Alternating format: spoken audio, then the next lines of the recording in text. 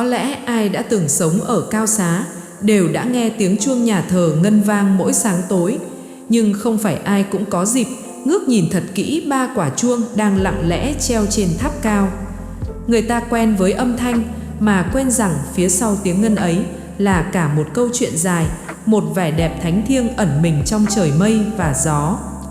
Tháp chuông Cao Xá được xây dựng vào năm 1963, vươn cao khoảng 45 mét, như một cánh tay vươn lên trời cao giữa lòng xứ đạo. Trên đỉnh tháp, ba quả chuông đồng được đúc tận bên Pháp bởi hãng chuông danh tiếng thế giới Pascal đã lặng lẽ hiện diện suốt bao mùa mưa nắng. Mỗi khi ngẩng đầu nhìn lên, ta chỉ thấy thấp thoáng bóng chuông sẫm màu thời gian, nhưng nếu được đến gần, chắc hẳn ai cũng phải ngỡ ngàng. Ba quả chuông mang ba âm hưởng fa, son và la, như ba nốt nhạc mở đầu cho một bản thánh ca dài suốt lịch sử giáo xứ. Mỗi quả chuông là một tác phẩm nghệ thuật. Trên thân chuông, ngoài dòng chữ thân thương, giáo xứ Cao Xá Tây Ninh, còn có những hình chạm khắc tinh tế như kể lại cả một đời sống đức tin bằng ngôn ngữ của kim loại và lửa. Quả chuông thứ nhất khắc hình Chúa Giêsu chịu nạn. Thân chuông khắc câu Latin tương đương với lời vinh danh Chúa Cha, Chúa Con và Chúa Thánh Thần. Mỗi lần chuông rung, dường như đó không chỉ là âm thanh báo giờ, mà là lời mời gọi xứ đạo dâng lên Thiên Chúa ba ngôi lời chúc tụng. Tiếng chuông trầm, sâu, vang vọng như nhắc nhớ bao thập giá, bao hy sinh mà cha ông đã trải qua trong hành trình đức tin. Quả chuông thứ hai khắc hình Đức Mẹ bồng Chúa hài đồng. Trên thân chuông, câu kinh Kính mừng Maria đầy ơn phúc được khắc bằng chữ Latin như một lời kinh kính mừng hóa thành kim loại, neo mình giữa trời cao. Tiếng chuông này khi ngân lên nghe êm, sáng như giọng ru hiền từ của mẹ.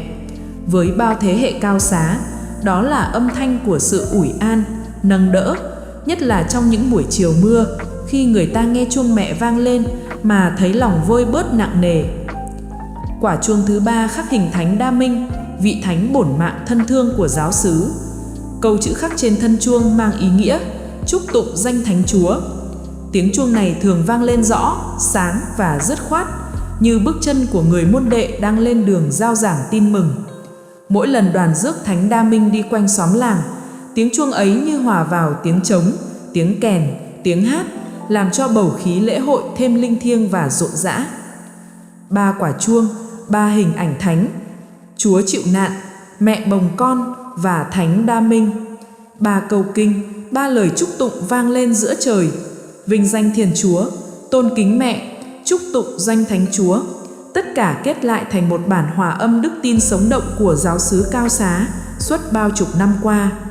Khi chuông cùng ngân, âm hưởng fa, son, la ấy như kéo cả xứ đạo lại gần nhau hơn. Người đang ngoài đồng ngẩng lên, người trong bếp lặc tay, người trên đường vội vàng làm dấu, và dù ở đâu, trong thoáng chốc, lòng ai cũng hướng về nhà thờ. Bạn đã nghe nhưng có thể chưa thấy. Câu nói ấy rất đúng với ba quả chuông Cao Xá. Để hơn nửa thế kỷ qua, phần đông chỉ nghe tiếng chuông mà ít ai được chạm tay, ngắm nhìn chúng thật gần. Thế nhưng, cũng chính vì thế mà giữa bao đổi thay, ba quả chuông ấy trở nên bí nhiệm hơn, đáng trân trọng hơn, như những chứng nhân thầm lặng của lịch sử giáo đạo. Đứng đó, nhìn thế hệ này qua thế hệ khác, lớn lên, ra đi, trở về. Khi giáo xứ chuẩn bị mừng 70 năm, nghĩ về ba quả chuông trên đỉnh tháp, lòng người Cao Xá không khỏi bồi hồi, bởi mỗi tiếng chuông vang lên không chỉ là âm thanh báo giờ, mà là nhịp thở của một cộng đoàn đức tin, nhắc ta nhớ đến cội nguồn, đến cha ông đã dày công dựng xây, nhắc ta sống xứng đáng với lời vinh danh Chúa, kính mừng mẹ, chúc tụng danh Thánh Chúa, được khắc trên từng thớ đồng, khắc sâu vào lòng mỗi người con Cao Xá từ bao đời nay.